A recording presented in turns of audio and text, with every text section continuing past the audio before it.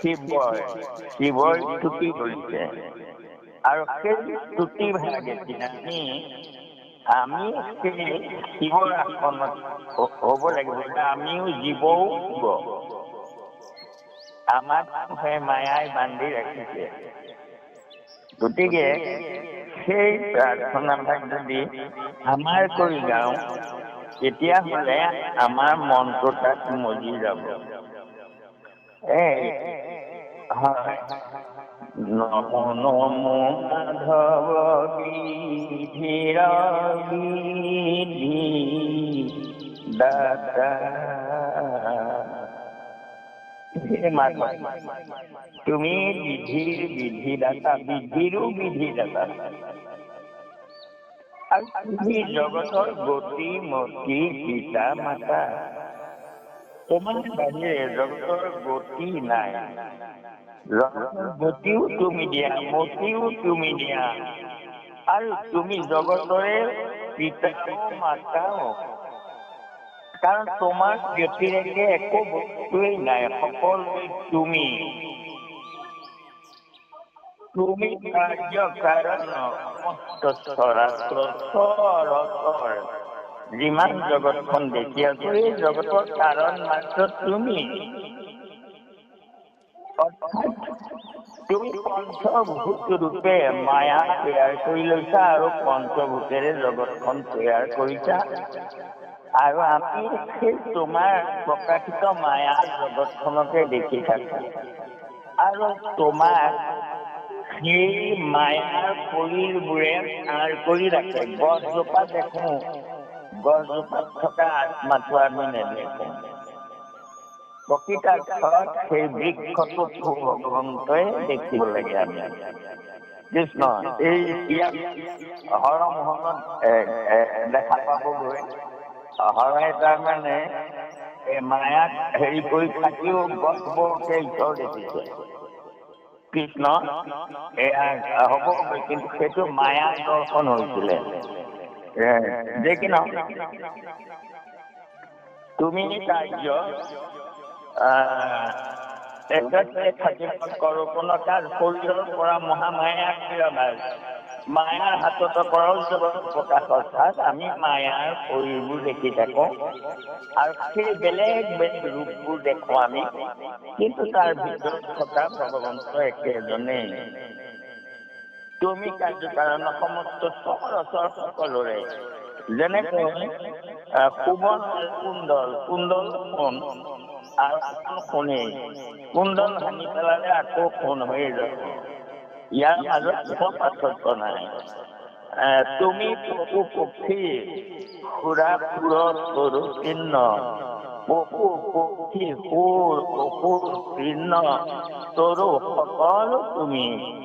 অজ্ঞানত মূঢ়জনে দেখৈ ভিন্ন ভিন্ন মায়াৰ কাৰণে আমি ভিন্ন ভিন্ন দেখো। আমি নিজে অজ্ঞানী বুলি ক'ব লাগিব, এতিয়া অজ্ঞ বুলি ক'ব লাগিব। আমি অজ্ঞ।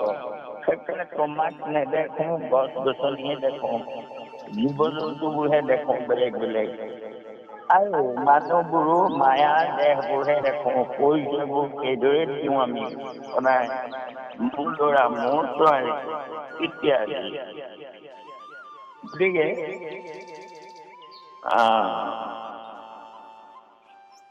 হ'ব শুন, 4 পঢ়ি দিবা একেলগে। কৃষ্ণ কৃষ্ণ। তোমাৰ মায়াই মোহিত বখনে, তুমি আত্মা তোমাক জানো একো জানে। সমস্ত ভূতৰে তুমি আচাৰীৰ ইয়াত তৎনা পাই তোমাক বিচাৰে বাহিৰত।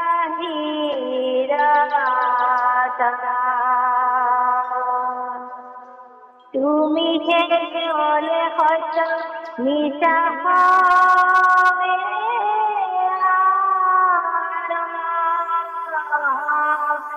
জানি জ্ঞানী গণে কৰে হৃদয়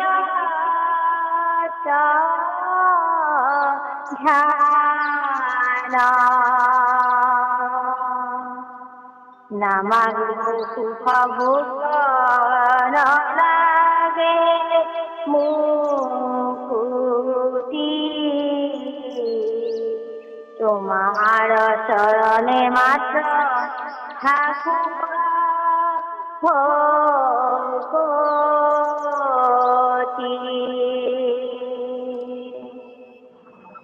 মুখে লোক নাম মোর কর্ণে তব কথা হৃদয়ত পাদ পদ্ম থাকুক সর্বথা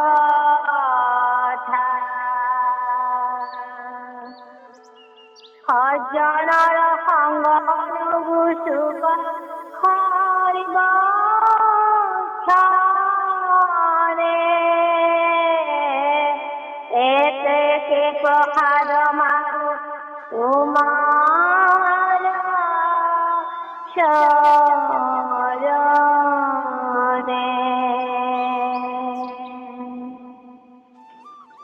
পুনাজি কারণে আইলু ভূষর তোমার দেখিয়াছি তোমার বিবিধ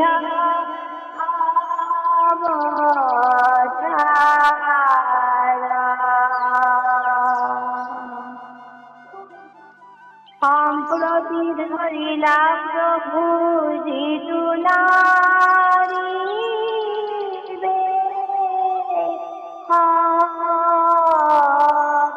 তাক দেখিবাক লাগি আইলু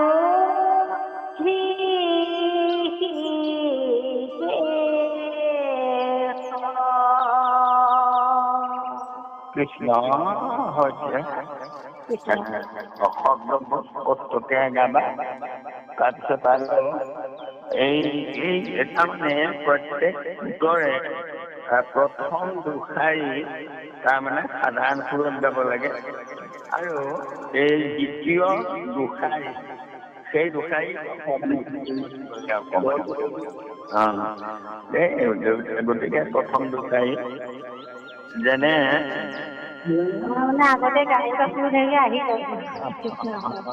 হ'ব লাহে লাহে আহিব বাৰু হ'ব তুমি চিন্তা কৰিব নালাগে তোমাৰ একটা মায়াই মোহিত সৰ্ব তুমি তোমাক নজানে তুমি তোমাৰ মায়াতে সৰ্বক্ষণ মোহিত হৈ থাকা আৰু তুমি যে আত্মা এই কথাটো আমাৰ মনলৈ নাহে ভাবলৈকে নাহে মূৰ্খসকলে অজ্ঞসকলে কি কৰে সেই বাহ্যিক তাৰমানে মায়াৰ শৰীৰটোতে মোহিত হৈ থাকে আৰু তুমি যে আত্মাই কথা নাজানে হয় প্ৰভু তুমি মূৰ্খ আমি তোমাক নেদেখো দেখোন আমি মায়াৰ সংসাৰবোৰহে দেখি থাকো সমস্ত ভিতৰে তুমি আছা হৃদয় হয় এইটো ডাঙৰ কথা আমি জানো তুমি আমাৰ হৃদয়ত আছা বহুবাৰ জানিছো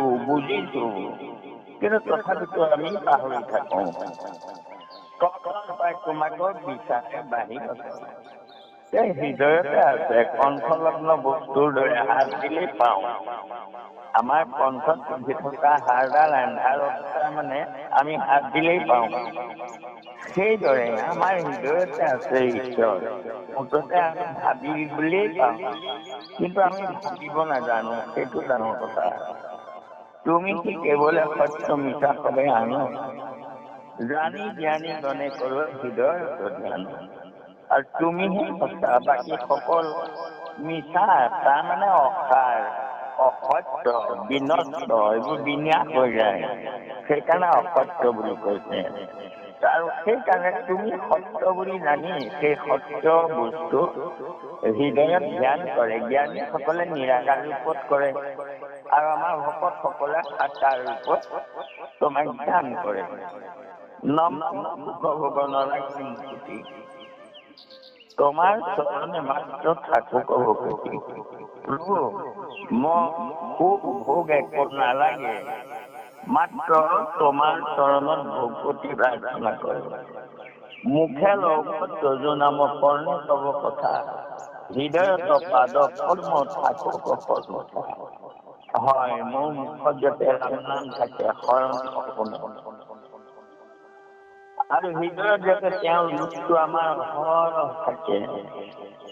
আমি চকু দুটা মুদি ভিতৰলৈ চালে যাতে তেওঁ যেন বাংশীটো লৈ আমাৰ হৃদয় এনেকৈ ত্ৰিভংগ ভূমিমা ধৰি ৰৈ আছে।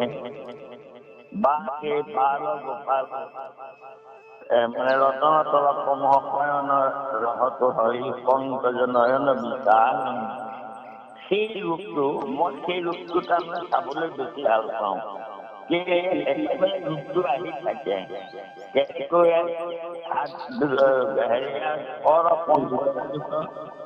হাতে তাৰমানে ভৰি ধৰি পেলাই কিবা চুপি আছে। সাধাৰণ ল'ৰা ছোৱালীবোৰে যেনেকৈ আঙুলি চুপে, তেনেকুৱা ভাল লাগে ৰূপটো চাই। গাওঁতে সেই ৰূপটো চাবলৈ ভাল লাগে। গতিকে যি ৰূপেই নহওক, আমাৰ প্ৰতি ক্ষেত্ৰতেই ভগৱন্তৰ ৰূপটোকে বৰ্ণনা কৰে, আৰু সেইটো আমি কল্পনাৰে চাব লাগে। সজ্জনৰ সংগ সুখ সৰ্বক্ষণে এক প্ৰসাদ মানো তোমাৰ চৰণ। সবখনতে যাতে আমি সজ্জনৰ সংগত থাকিব পাৰো, মোক সেয়াকে মই মানো।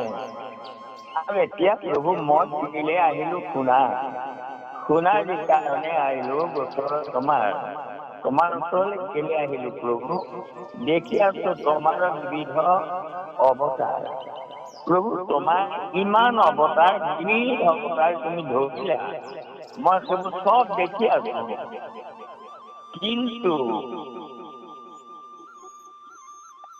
যিটো নাৰী দেখো ধৰি মহিলা জানব, প্ৰভু তুমি যে নাৰী হৈ দানৱক মহিলা, সেই নাৰী দেৱৰো অমৃত পান সাধিলা মাধৱ, দেৱতাকো অমৃত পান কৰালা। সেই নাৰী দেখো দেখিবা অভিলাষে কৌতূহল সভাত যে আছিলো, আৰু সেই চাবলৈ মোৰ বৰ হেঁপাহ হৈছে। প্ৰভু চব অৱতাৰ দেখিছো, কিন্তু এতিয়া নাৰী হৈ পেলাই মহিলা, দেৱতা মুনি, হেৰিয়া অসুৰক মহিলা, আৰু দেৱতাক নিৰ্মাণ কৰালা। মই সেই মায়ে তত চাবলৈ হেঁপাহ কৰিছো। কৃষ্ণ কৃষ্ণ। অকণ পঢ়া, এই বিদ্ৰোহেন্দ্ৰৰ পৰা পঢ়া।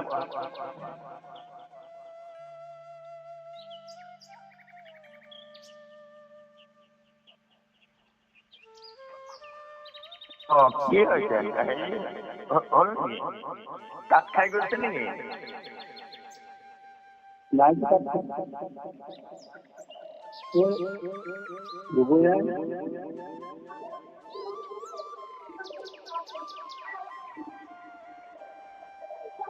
মাত আহিছে প্ৰভু, আমি আপোনাৰ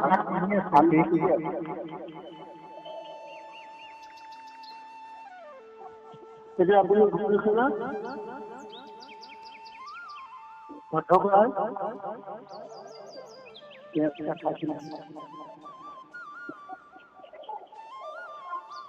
হেৰি কাট খাই গৈছে নেকি?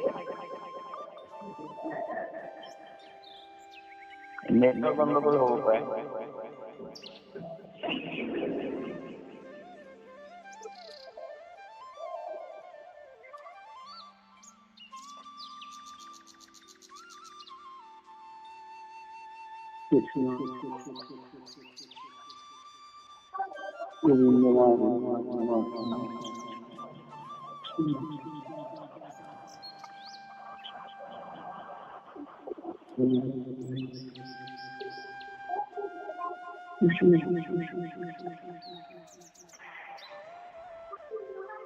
এতিয়া শুনিছে নি আপুনি? কৃষ্ণ দুটা তেওঁ লাইনটো অলপ কৃষ্ণ অকণমান সকলোকে কাটি দিছোঁ। আকৌ আপোনালোকে সংযোগ হ'বচোন দেই। আমাৰ সংযোগতে আছে, মিউট কৰি কৈ আছে গাই আছে।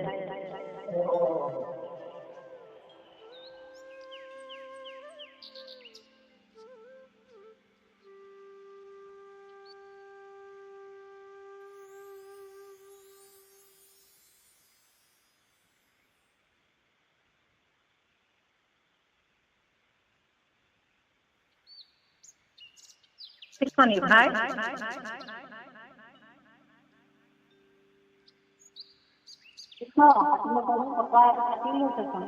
পাতি লৈছে পথকাৰ ওচৰলৈ যায় নেকি তেখেতে ফোন কৰি নেক্সট কৰে জানো অলপ ওৱান চাইড হৈ গৈছে নেকি বাৰু বস্তুটো তেনেকুৱা হ'ব পাৰে আমি কি কওঁ? তোমাৰ বস্তু শিকাই দিলে হৈ যাব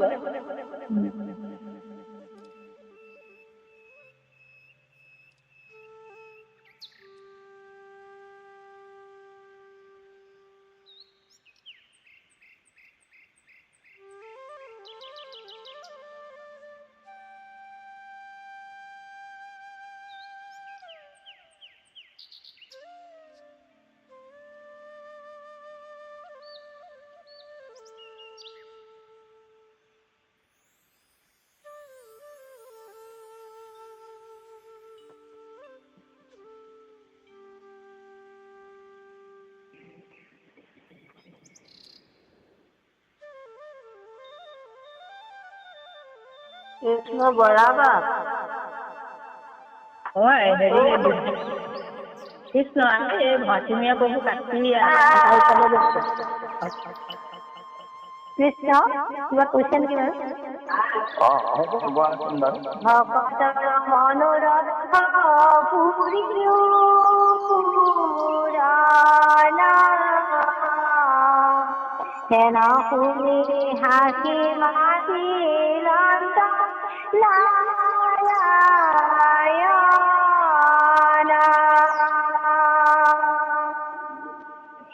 দৈনিলে অমৃত দেৱৰ দেখি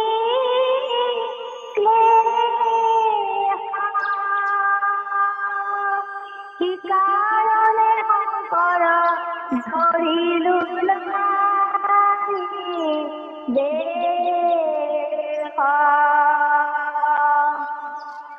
কামুকৰণৰ দাগ মহা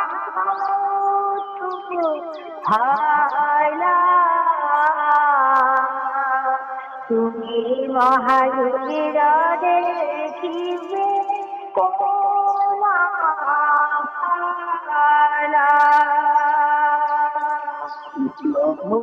কৃষ্ণ আৰু ঘোৰ নাৰী মায়া হব মায়া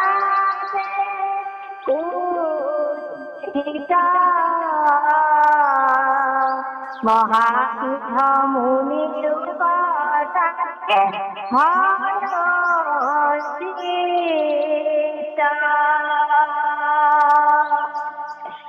দৰহনে কৰৈ যাব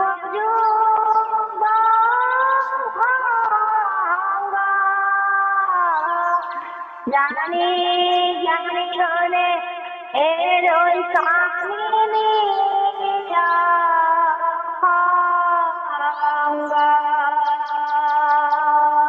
কৃষ্ণ কৃষ্ণ হ'ব তোমাৰ এনেই সুৰটো হৈছে বাৰু কিন্তু অলপ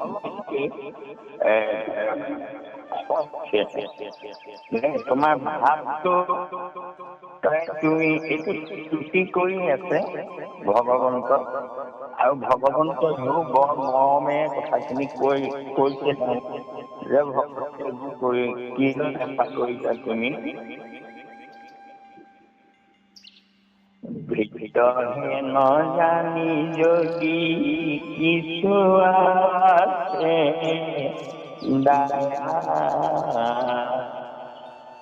দেখায়ো আমাক কেন মত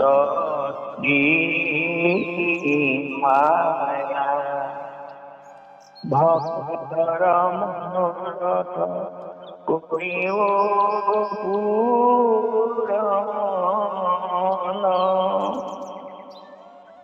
হেন জানি হাসি মাতি ৰচনাৰা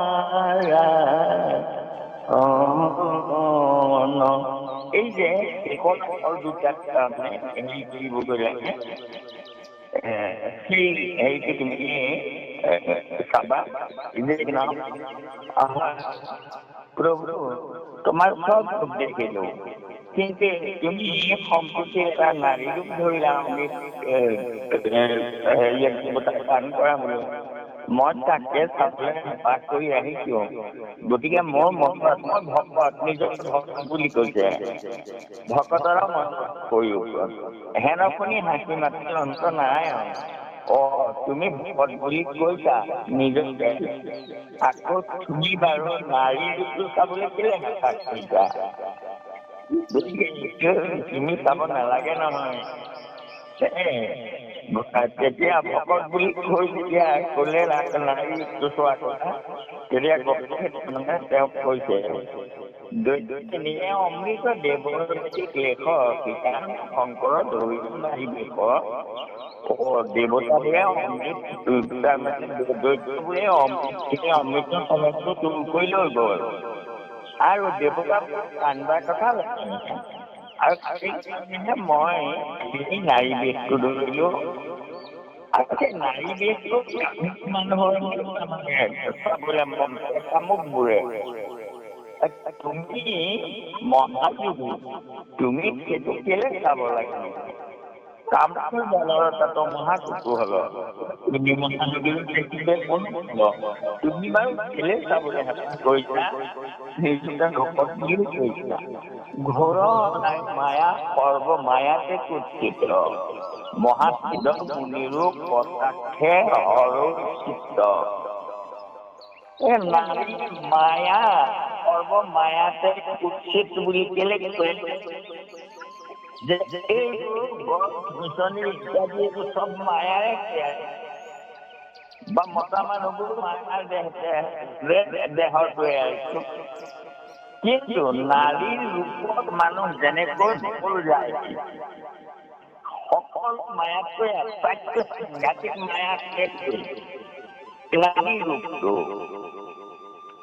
গতিকে মহাসিদ্ধ মুনিও কটাক্ষে হৰৈ চিত্ত মহামুনিসকলৰো কটাক্ষতে তাৰমানে কেৰাহীতে মনটো হৰণ কৰে যেনেকে পৰাপৰ আদি মুনিজন জগত বায়ু মাত্ৰ কৰ্ণ ভোজন কামিনী জনৰংশ পদ্ম কুজুলিত দেখি তাৰ বৈল কামে কুমুদিত সেইকাৰণে কথা মায়াটো বেয়া বুলি কৈছে সেই অৰ্থটো বুজিব নালাগিব নাৰীবোৰ তাৰমানে নাৰীবোৰেই মায়া নহয় নাৰী ভক্তাও আছে সতী আছে মহাসতী আছে নাৰী গতিকে এইটো তাৰমানে বহুতে এই ভুল ব্যাখ্যা কৰি দিয়ে যে নাৰী সেই মায়া এইটো ভুল কথা কৃষ্ণ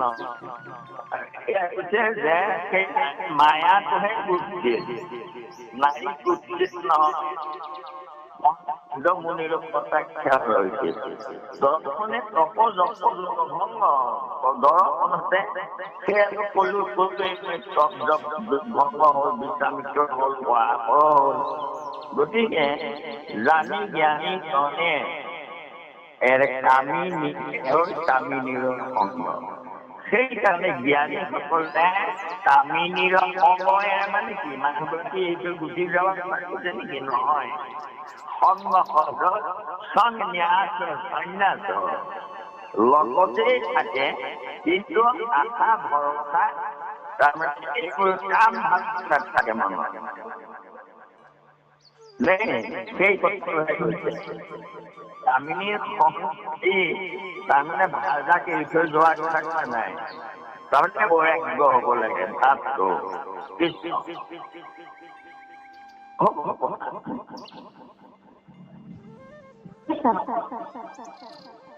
দৃষ্টি উপরে কিবা কাজে তুমি ভুল ভুলে হাঁকিবে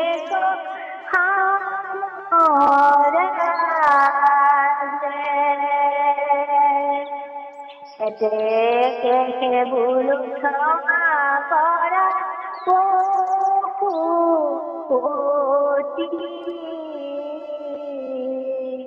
হেন শুনি হাকি হরে হরি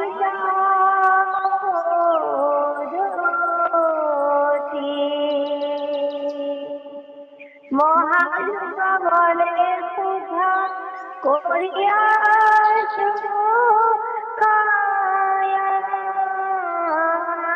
গ্রহ দেখো কি করিবে তার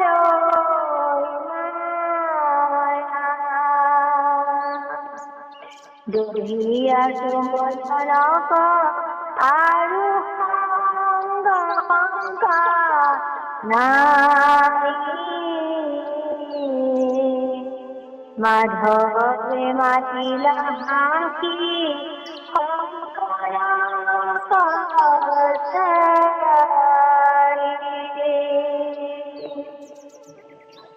দেখাইব তোমাক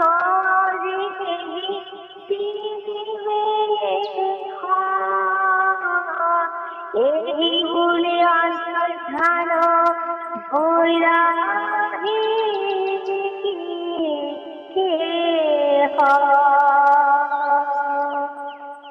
আগত নাহিকে হৰি ভৈলা ভীতি চতুর্ভীতি শান্ত হরে পার্বতী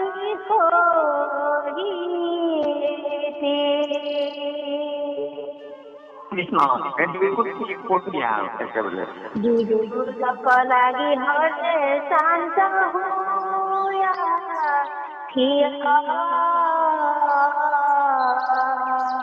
সাথে সাহন্ত নেত্র বলাই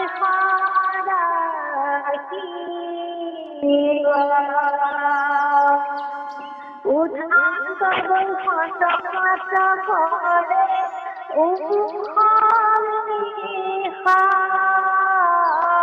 কই কই বিষয় না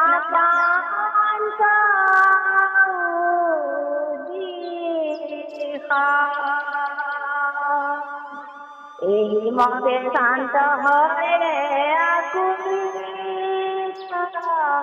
ভাবে ধনীর শঙ্করে গোবিন্দর দুই পাবে পুরাণ সর্বশরীরে মহাভগবান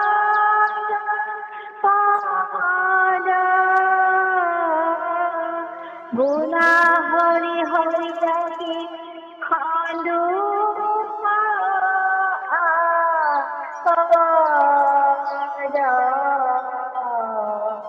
হরি রাম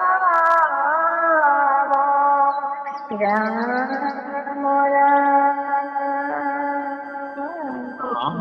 মাধৱ হয় যেনে শিশুশ্ৰী ৰূপকৰ কিবা কলকা যে তুমি ভুল ভৰিলে আহি দেখো মৰতে বুলি তুমি তোমাৰ কি কথা হেঁপাহ কৰিছা তুমি যদি ভুগি যোৱা কেনেবাকৈ গোটেই সকলোৱে তোমাক মানিব নহয় এতেকে বলো ক্ষমা কৰা বহুত ক্ষতি ভগৱন্তৰ ক্ষমা বিচাৰিছে তেওঁ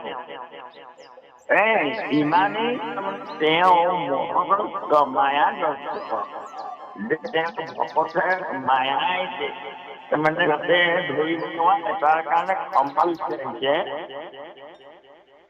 এতেকে বলো ক্ষমা কৰা হেন শুনি হাসি হৰে হৰিত এইয়া ইমান ফুলপেৰি কৰিব চোন গুৰুজনে কেনে কৰে আহি হৰে হৰিত বুলতি ইমান সুন্দৰ সুন্দৰ মহাযোগবোৰে শুদ্ধ কৰি আছো কায়া ব্ৰহ্মময় কি কৰিবে পাৰৈ মায়া তাইতকৈ ডাঙৰ মাৰটোৱে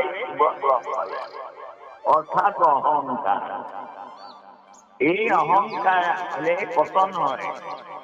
এতিয়া গোসাঁয়ে অনুৰোধ কৰিলে তেওঁ কলে যে মই মোৰ শক্তিৰে পাহৰি গল তেওঁ যে প্ৰভু ভগৱন্তৰ শক্তিৰে শক্তিমন্ত। গতিকে এওঁ অহংকাৰ বাঢ়ি গল, মই কৰিছো বুলি ভাগ কৰিছো।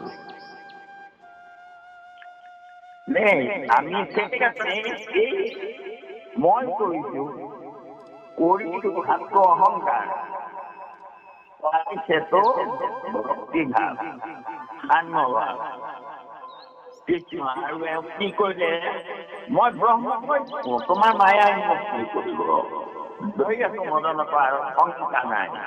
মই মদনত দহি থৈছো ভস্ম কৰি দিলে চাই পেলাই সেইটোকে উদনি কৰিছে। মাধৱে মাতন্ত হাঁহি শংকৰ কথাই আৰু মাধৱে হাঁহিছে ঠিককে হাঁহি মাৰি কলে কি দেখাই আজি সেই নাই দেখ ঠিক আছে তোমাক তুমি সেই বুলি অন্তৰ্ধান সৎকে নাইকিয়া হৈ গল। আগত নাকৈ হৰি ভৰি পুনৰ্বিধি চতুৰ্বিশ্ৰান্ত হৰে পাৰ্বতী হৰিতি। এই কথাটি আছিলে প্ৰভু ব্যক্ত দেখুৱাম এই বুলি তাৰমানে পাৰ্বতীৰ লগত উঠি পেলাই চাইছে কেনি গল প্ৰভু চাপৰি সামন্ত চতুৰ্ভুজ পাৰ্বতী হৰিতি। বিদুৰকো লাগিছিল হুয়া উঠি থিয় হৈ পেলাই চাইছে দূৰণি চাপৰি সামন্ত বলাই চাপৰি পেলাই চাইছে। উঠন্তে বৈকুণ্ঠ মাত্ৰ পৰে উপৰ এবাৰ উঠি যায় এবাৰ বহি যায় আৰু কৰি আছে কেনি গল প্ৰভু একো তাৰমানে বুজি পোৱা নাই। হৰে কৃষ্ণ এই মতে ছাত্ৰহৰে আকুলি ব্যাকুল হৈ যাইছে কেনি গল ভঙে কৰে মাধৱৰ দুই পাৱে মহাপুৰুষী সেই ভগৱন্তৰ চৰণত চুই ভগৱন্তৰ চৰণ চুই প্ৰাৰ্থনা কৰিছে। আমাক কৈছে তোমালোকে এইদৰে প্ৰাৰ্থনা কৰা। শুনা সৰ্বজনে মহাভাগৱতৰ পদ মহাভাগৱতৰ পদ শ্ৰৱণ কৰা। ভগৱা হৰি হৰপতাকি চালু পোৱা পদ সমস্ত আপদ যাতে আমাৰ নিৰাকৰণ হয় এয়া ক্ষমা। আৰু কৃষ্ণ আমি আজিৰ বাবে পাঠৰ ইমানতে সামৰিছো। আৰু কৃষ্ণতে মই যে সেই কৃষ্টিগণৰ কথাটো কম বুলি কৈছিলো সেই কথাটা আপোনালোকক কওঁ সেয়া শুনক। ইয়াত এটা ৰহস্য কথা আছে। এই কথাটো বস্তুটো আছে This call is now being recorded. এই মনুসংহিতাৰ তৃতীয় তাৰমানে অধ্যায়ৰ 196, 197 আৰু 198 এই তিনিটা শ্লোকত আমাৰ কৃষ্টিগণৰ ব্যৱহাৰ তাৰমানে কথা কোৱা হৈছে। এতিয়া আমাক কি কৰে প্ৰথম শ্লোকটোত কলে যে অগ্নি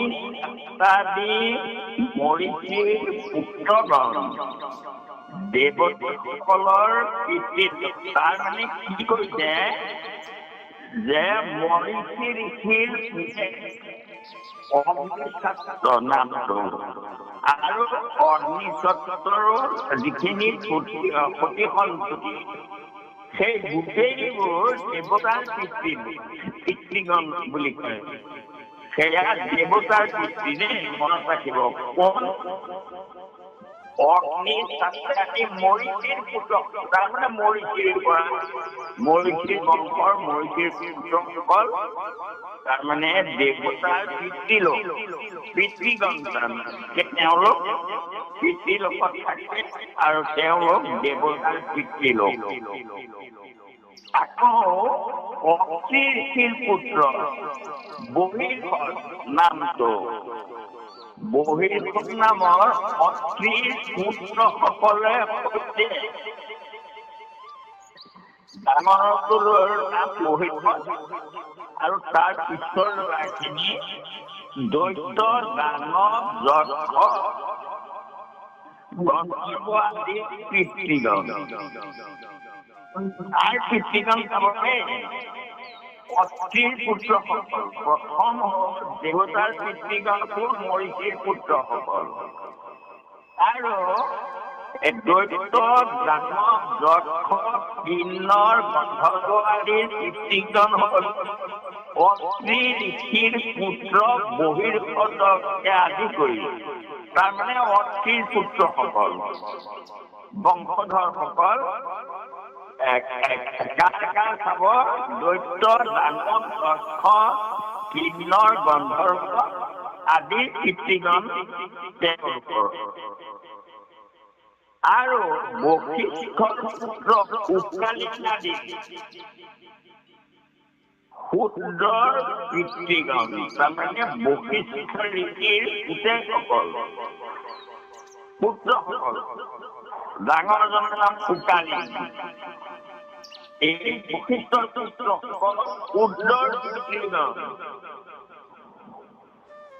এতিয়া ইয়াত ডাঙৰ কথা এটা বাদ কৰি গ'ল। কি গ'ল গম পাইছেনে? শূদ্ৰৰ পিতৃগণ বুলি ক'লে এই ব্ৰাহ্মণ শ্ৰেষ্ঠ বংশৰ পিতৃলোক নাই। এইটো ডাঙৰ কথা। তাৰমানে কথাটো কি বুজালে আপুনি চাওক, যে চাৰিও জাতিয়ে নিজক কি বুলি ক'লে? ব্ৰাহ্মণ, ক্ষত্ৰিয়, বৈশ্য আৰু শূদ্ৰ। শূদ্ৰ কোনটো শূদ্ৰ? সেই শূদ্ৰ কুলত জন্ম হয় কোনোবা ব্ৰাহ্মণ হয়, কোনোবা ক্ষত্ৰিয় হয়, কোনোবা বৈশ্য হয়। তেওঁলোকৰ নিজা নাই, শূদ্ৰ পিতৃলোকে তেওঁলোকৰো পিতৃলোক। গতিকে উদাহৰণস্বৰূপে জন্মনাথ ডাইৰেক্টে শূদ্ৰ, সকলো জন্ম জন্মনাথ ডাইৰেক্টে শূদ্ৰ। সংস্কাৰ বীজ উচ্চতে, সংস্কাৰ কৰিলে বীজ হয়। বেদত বেদ বিপ্ৰ, বেদ অধ্যয়ন কৰিলে বিপ্ৰ হয়। ব্ৰহ্ম জানা কি ব্ৰাহ্মণ, ব্ৰহ্ম জানিলে তেওঁ ব্ৰাহ্মণ হয়। গতিকে সেইকাৰণে তোৰ জাতি বুলি আমি যাক কওঁ, সকলোৰে কৃষ্ণ একেই বশিষ্ঠৰ পুত্ৰ উকালিনাদি। গতিকে ইয়াত আৰু জাক পাতৰ অহংকাৰ কৰিবলগীয়া নাই, তেওঁলোকৰ একোৱেই নাই। যদি কোনোবাই ক'ব খোজে ব্ৰাহ্মণ বুলি, ক্ষত্ৰিয় বুলি কোনোবাই গৌৰৱ কৰিব পাৰে, আমি কিন্তু ক্ষুদ্ৰ হৈয়ে থাকিম, ক্ষুদ্ৰৰ জন্ম। গতিকে জ্যেষ্ঠকালকো আমাৰে বংশৰ অহংকাৰ নকৰিবা, গৌৰৱ নকৰিবা। যাতো কন্যাৰ ল'ৰা নেকি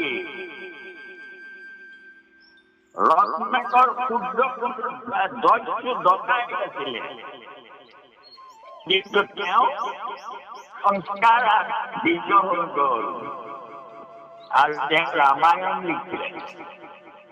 মহাকাব্য মহাভাৰতত ৰচক ব্যাস আছিলে কৈবৰ্তনী কন্যা, ভীমৰ কন্যাৰ ল'ৰা। মৃগী ঋষ্যশৃংগী, ঋষ্যশৃংগ মুনি মৃগী নামৰ ক্ষুদ্ৰ কন্যাৰ ল'ৰা। বৈশিষ্ট্য নিকাতমজ বৈশিষ্ট্য নীতি গণিকা বেকারা এতে হব বিব্রত মুক্তা যে সূর্য বর্ধিজা এই সূর্যকুলত জন্ম হয় এই মহা মহা ঋষি মুনিসকলৰ সৃষ্টি হৈছে ব্ৰাহ্মণৰ সৃষ্টি হৈছে গতিকে ইয়াত অহংকাৰ নাই আমি কৰিব পাৰোঁ যে আমি পদৰ জন্মৰ কাৰণে আমি ক্ষুদ্ৰ গতিকে আমাৰ অধিকাৰ গোসাঁইত আছে সেইকাৰণে কৃষ্ণ এই কথাষাৰ আপোনালোকক জনাবৰ কাৰণে মই এয়া মোৰ ভূমিকাৰ পৰা এই কথাখিনি আপোনালোকক কৈ দিলো আৰু কোনোবাই বিচাৰিব খুজিলে মনোসংহিতা ৩য় অধ্যায় ১৯৬ ১৯৭ আৰু ১৯৯ নম্বৰ শ্লোক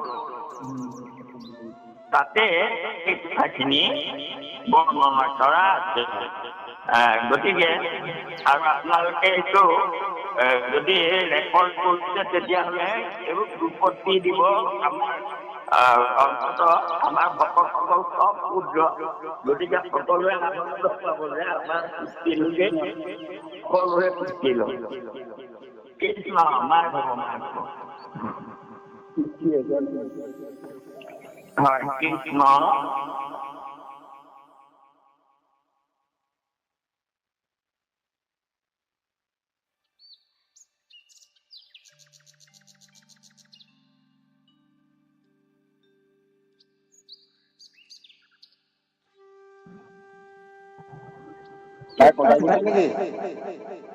কাটি আমি কাটি লওঁ নেকি কাটি হ'ল আহিব আপোনালোক আপুনি কথা পাতি থকা ব্যক্তিজনে আপোনাৰ কল হোল্ডত ৰাখিছে অনুগ্ৰহ কৰি সেই জ্ঞানদাতাসকল তাৰমানে তেওঁলোকে বাক্যৰ ওপৰতে জীয়াই থাকিব যেনেকৈ এতিয়া আমাৰ শিক্ষকসকল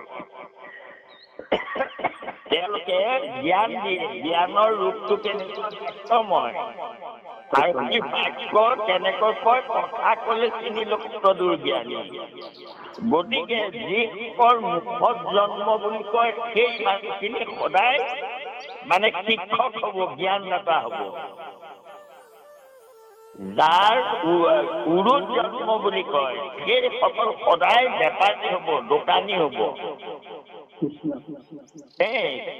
আৰু যিসকল বাহুত জন্ম তেওঁলোক আৰ্মি হ'ব পুলিচ হ'ব এইটো জন্ম লগ্নত মানে চাই পেলাই যেতিয়া ক'ব তেতিয়া দেখিব যে তেওঁলোক মানে সেই এতিয়া আমাৰ ইমানবোৰ আৰ্মি আছে তেওঁলোক জন্মতে তাৰমানে ক্ষত্ৰিয়